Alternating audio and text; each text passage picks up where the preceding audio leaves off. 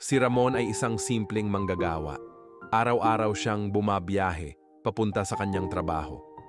Ngunit sa likod ng kanyang mga ngiti, dala niya ang bigat ng problema, utang, sakit ng pamilya, at takot sa kinabukasan. Minsan, habang nagmamaneho, nakaramdam siya ng matinding panghihina ng loob. Gusto na niyang sumuko. Ngunit naalala niya ang talatang madalas ituro ng kanyang lola. Magpakatatag kayo at lakasan ang inyong loob. Huwag kayong matakot o panghinaan ng loob. Sapagkat ang Panginoon na inyong Diyos ang kasama ninyo, hindi niya kayo iiwan ni pababayaan man. Bigla siyang napaluha.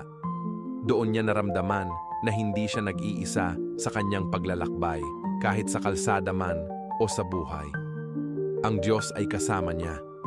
Unti-unti, napalitan ng pag-asa ang kanyang takot. Nagpatuloy siya sa pagmamaneho, ngunit sa pagkakataong iyon, iba na ang kanyang pakiramdam. Ang bawat ilaw ng syudad ay parang paalala na may liwanag sa kanyang dilim.